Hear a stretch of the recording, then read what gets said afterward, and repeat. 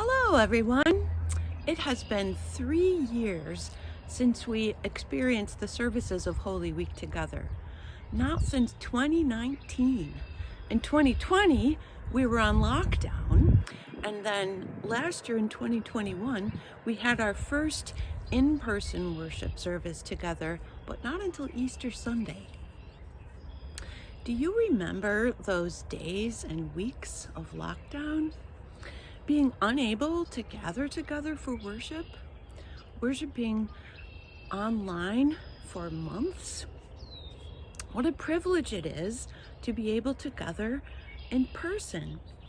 I'd like to invite you, if you're healthy and able to come, to make the effort to experience all of the services of Holy Week in person together this year.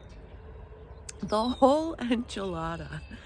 Beginning with Maundy Thursday, we have two options. I'm not saying you should come to every single service we have, but on Maundy Thursday there are two services, one at noon that will include anointing, laying on of hands, with individual absolution or forgiveness for all of the sins that we confessed on Ash Wednesday.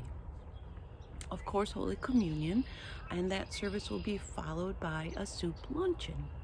The evening service on Maundy Thursday includes foot washing, First Communion for several children in the congregation, and the stripping of the altar. Good Friday, again, has two options. The noon service is a wonderful musical version of the Seven Last Words of Christ, played by the Montag Ensemble, a wildly talented string quartet. And there will be reflections by different members of the Park Ridge Ministerial Association. Our evening service will have the Passion according to John, interspersed with hymn verses, so singing and speaking, the Procession of the Cross, and a wonderful musical version of the Solemn Reproaches of the Cross.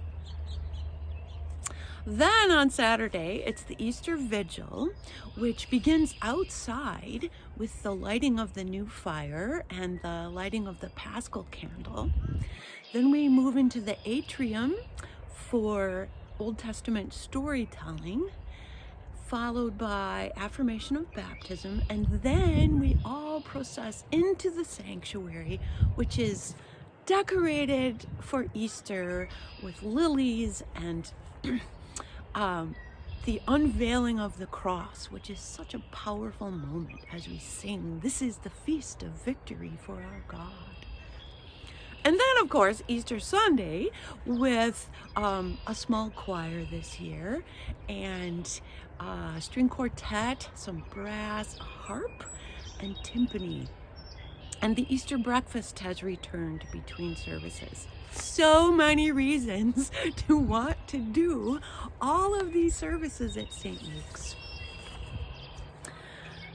So many opportunities to worship God, to ponder God's infinite love for us, for me, for you. I invite you to take advantage of this opportunity, of this joy, of this privilege.